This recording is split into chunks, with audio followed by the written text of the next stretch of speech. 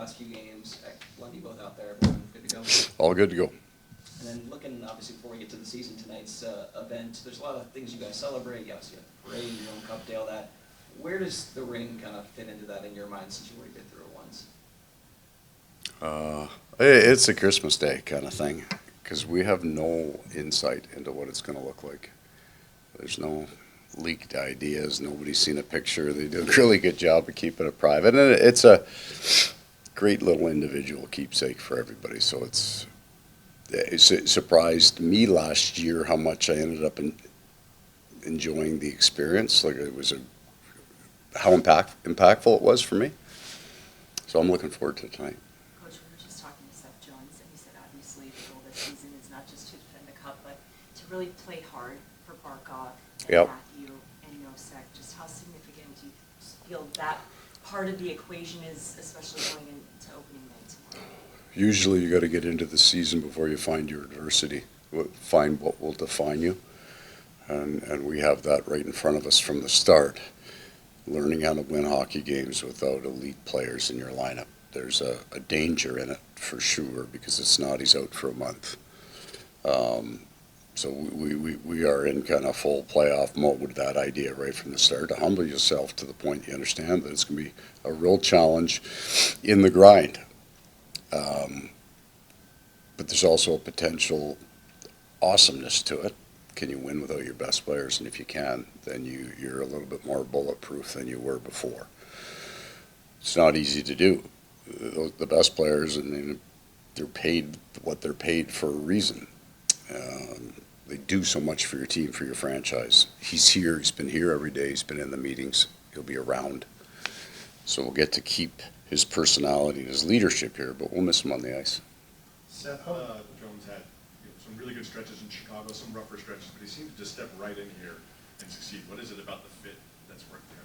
Well, you know what? It took him a stretch, I would say, when he first came in part because we were pretty sure that he was going to play with Nico Mikkola. That's how we had, but Aaron Ekblad was out, so he played with I think at one point everybody in a short, and then as soon as Aaron comes back, everybody gets in pairs. He took off the playoff. There is a learning curve, and this isn't just the Florida Panthers. Every team has their own systems, their own style of play. But he adapted. I thought it would take a year, and I based that on, I thought it took Aaron Ekblad, who was similar, very high pick, very talented player. It almost took him the first year before he adapted what he had done before to what we were trying to do. Seth did it much quicker. How would you assess when you look back at it? I know last year at this time that there was a clear emphasis on, okay, there was a parade and a cup day and there's a ring and all that stuff and it's over and we gotta move on. How did that process go about as easily as you would have hoped as far as flipping the page? It did. And it's a mental thing, but what I didn't factor in that idea was kind of like, all right, once we come back to training camp, it's over. We never talk about it except we've got the ring ceremony, and then we got to drop off a ring at the Hall of Fame, and then there's a whole bunch of great things to do, but there's a whole bunch of things kind of insert themselves into your season that make that idea kind of foolish. You just want to. So how would we deal with it? There is understandably conversations about the idea of winning 3 in a row, a three-peat.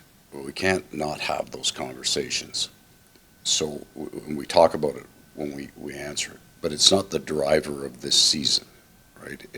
We've put those. The first year is completely different than the second year, and this year will be completely different again. And we're going to have we know what our adversity is, or we hope that's the extent of our adversity this year. So that's our focus right there, and it will be its own human. Right, it's as different as each one of your kids. Right, this is a completely different animal. So dealing with that and not living in the past is very important. But also we want to make sure that we're not mandating that. It's okay to enjoy tonight, and it's okay when we have to do other things that bring us back. We're just not having a reunion every day that we come to the rink. Well, in your experience of decades, obviously you've had key players out in previous situations. How can they be most helpful being where they are having to recover multiple months? Do you want them around the team? Do you want them Yeah. hanging out with players? How much of it, and so on? It's player specific. It also has to do with the number of injuries you have. When you get into 7, 8, and 9 guys, you can't have them at the rink because they just eat up too many of your resources in the morning because you got 20 guys here, right? So they got to come in early and get all their treatment done before the healthy team comes in, and they need all that focus. So there's a bunch of different things that go into how you deal with an injury. And then anybody that has a long-term injury, they need the players. They need it to be around the players, just emotionally. I found it. I think that a lot of times these guys go through, and I'm not a doctor, but they go through a depression, especially if it's long-term. They've all been in the league. Like, the rehab is no fun for any of these things. It's painful and long, and you're not playing hockey. So they go through that. But where they're helpful is in all the small conversations they have when they're around. That's why we will want Barkov, Tkachuk, and Nosek in the meetings that we have, and in the room and around the players and at lunch, because they're going to have a conversation with one player who's struggling, right? They're our leaders, right? Those guys, and Thomas Nosek, what he went through last year, being healthy scratched, coming back, flipping one in the stands, being on the ice for the last minute. He's got a lot of stories to tell that he can help the new guys come in or the young players. We want them around. We want them to share and telling stories, and when we're feeding them, so they got to earn it a little bit. I'm going to ask you about because you just said that about being on the ice for the last minute. Was that something you had in your pocket the whole game that night? Like, were you hoping that had it turned out the way it did, you would reward that one? I mean, the idea of it came from a conversation. I'm not sure whether it was last year or the year before, but it would have had to have been last year. The start of that conversation is, as the clock is ticking down in the first year, right, your eyes are kind of going from the flow of play. You know they're crossing the set 30, and as I'm doing this, it's Barkov. He's on the bench. Easy. But we had short shifted, right? Like, we were just on and off the ice, and it just so happened, nothing wrong with Sam Bennett being on the ice at all. Turned out pretty good. But so we started talking about the rotation at the end of the games, and then you're kind of daydreaming. Well, what if you ever got into one of those where you had a pretty good idea what was going to happen? So would you put 5 most senior guys, possibly? And then it just kind of disappeared. And that one, then you get so I think they scored to make it 5-1, TV timeout 5:43. But at that point, I got a pretty good handle that we could probably shut this thing down.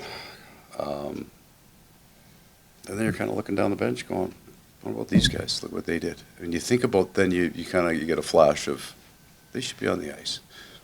So that's the dream, I think. It's always overtime winner, and you scored it in your dream. So you're on the ice throwing your helmet off and throwing all your gear off. Next would be, but you're almost always on the ice. I don't think everybody thinks about they win it, they're sitting on the bench. So I just thought that they should get that. Those guys, Gadge and Gruersy, they do a lot of the hard, heavy lifting, right? That's not an easy life. So they should get that. On the flip side of Barkov being on the bench in that situation, do you sometimes think of McDavid by himself in front of the net? Just all alone? I think it wasn't just him. I think Bouchard was sitting in the higher slot, while in for a penny, in for a pound. If we're going into the corner, we might as well put all 5 there, right? We're pretty good at it. But if you watch, like, just Sam Reinhart's positioning on that, at that point in time, he's probably right. Sam sits there, he thinks he can knock anything down that comes out of that hole. Yeah, I don't know, I was holding my breath at that point, so I don't really remember much of that. Talk about turning the page. Yeah.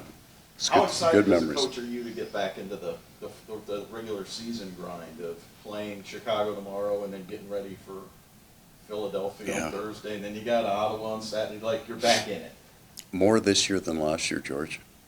Last year, not that I didn't want to get back into it, but you're looking ahead going, we're reasonably healthy. We got a pretty good team.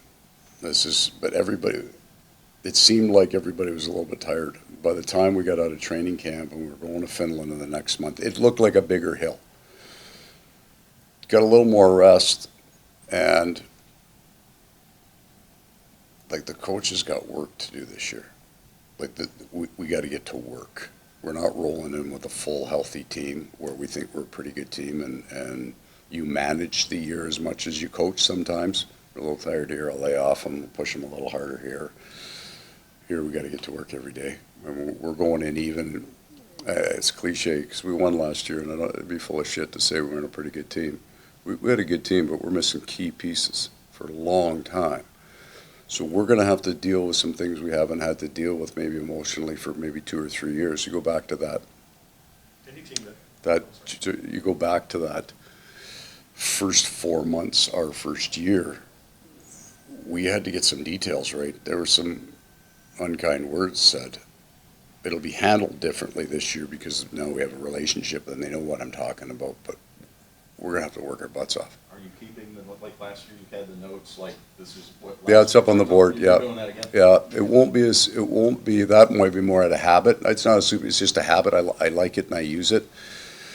But because of the injuries we have, we got a whole different set of problems, and a whole style doesn't change. Well, I'm using the wrong word, whole. We got a completely different set of problems, and we have new challenges that we haven't faced yet. So we got to go to work. We got to be on. There's always going to be some resentment toward a team that wins a bunch of championships, but you guys seem to have this almost villainous reputation around the league among other fan bases. Do you revel in that? Do these guys like that? Do you feel that at all? I think the players might give you a different answer than I do. I don't know, maybe I get to wear a suit, right? So I never really have to answer for anything I say or do. Occasionally I got to answer for some stupid shit I say, but even with that, like it's not like it lives forever too often. I think the league is in the healthiest place that I've ever seen it. I mean, you can play the wing and get a great big contract here in the league. Like the league's pretty good for the players. There's better stories. I think it's part of a narrative that maybe serves the purpose. And when I say of the league, I don't mean the NHL offices. It's a good story. Everybody needs a villain. We get out hit in most games that we play. I got more firemen than arsonists. But I'm not saying I don't have an arsonist or two, but I got more firemen. A lot of excitement. Worked out some good things in the preseason, and it's going to be an exciting time tomorrow for not just us, but the organization, and raising that banner and trying to get a win. Have you given any thought yet to what it might feel like to watch that banner go to the rafters?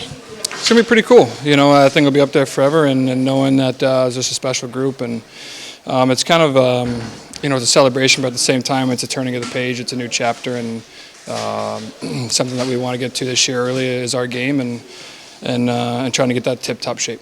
So is there kind of an added touch for you considering the opponent you guys are facing for the first game? Yeah, I mean, I played almost 4 years there in Chicago and made a lot of great friends, some good memories, and a lot of great people working that organization. So, see some old faces on the ice, but we'll still be competitive out there. Talking about big moments, what do you think tonight's going to be like for you when you open that box for the first time? It's going to be awesome. It's going to be awesome. Just listened to the guys last year, how it was for them, and this is their second time, but it's going to be super special to really get that ring and put it on your finger and have that thing as a collection piece for the rest of my life. I think this is obviously go ahead, Jess. Sorry. What was the biggest focus for you in the preseason, especially considering you have such a good understanding now of this system? Just getting back to the basics. I think clean breakouts, keeping tight gap on the rush.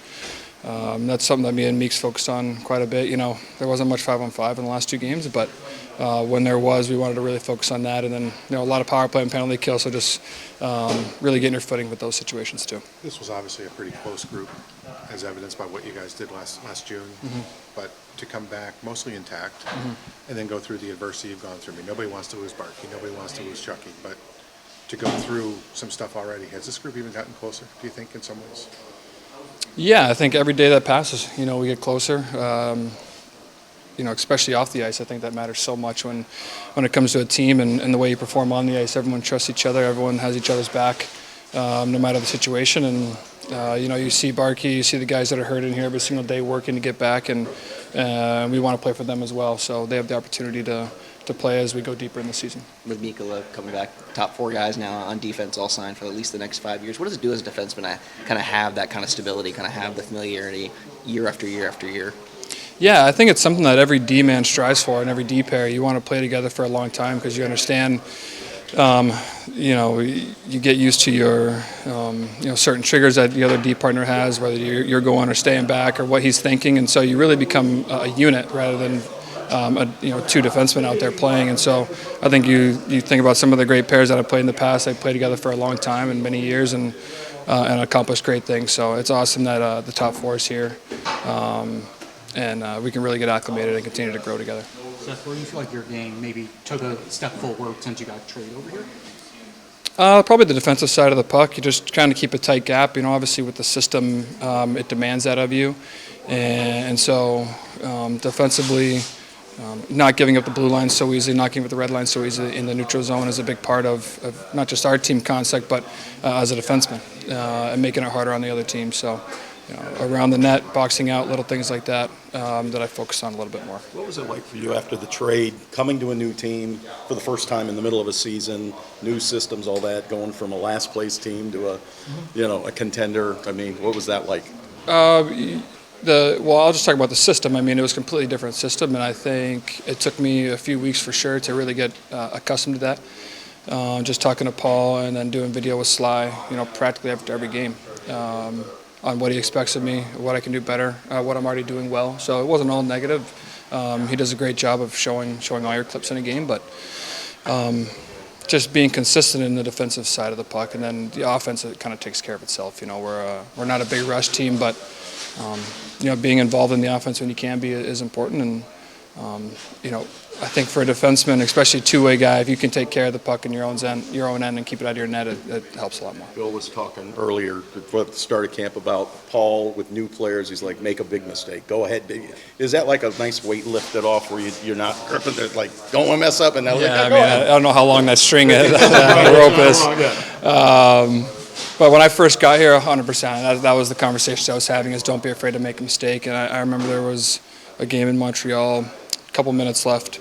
They made a long stretch pass to Suzuki, and I went to attack him. He kind of spun off me in the neutral zone. They had a 2-on-1. They didn't score, but after the game, Paul came to me and said, I want you to make that play 100 times over. Make that mistake. It's better than backing up, giving them time and space to make plays. So that really stuck with me, and I think that helped my game, especially when it came playoff time. How do you reflect on that time in Chicago now on the other side of it? Yeah, it was a whirlwind. It was kind of hard to really even get my footing under because 9 games in, kind of it came crashing down my first year there. But like I said, I made a lot of great friends, a lot of great people in the organization. The hockey aspect of it, everyone kind of had a hard time there, I think. And they're really young now. They're really fast, and I think in the next few years it's going to be awesome to kind of see them grow together as a group over there. And I saw Velasi at the U.S. program, Frankie. They're doing great, and they're super excited over there as well.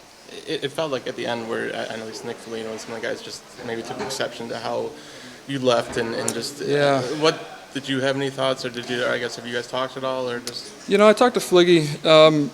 I was taken aback, but at the same time, I think it was difficult when I was asking comparisons and all this stuff, and it was hard for me to really answer those questions, and so maybe I said some things that that came out wrong. I never meant any disrespect to that organization or the players there, because I was over there. We were trying our hardest every night. We were trying to win hockey games, and guys are laying their body on the line and doing everything for their careers. But it's different when you come to a team and everyone's just older and you're in a different position.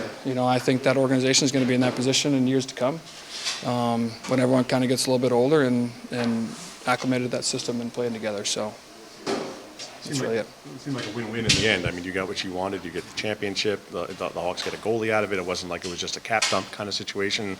Was it the best case scenario, how that could have ended for you? Yeah, winning the Stanley Cup for sure was the best case scenario. It didn't matter if it was Florida or wherever else. I'm happy I'm here. It's a great team. It's great guys off the ice, and I feel like I've been here forever when I got here. And I think that's a testament to all the guys here, because everyone kind of says that. You know, all the new guys say that, so it's not just me, but I'm definitely happy.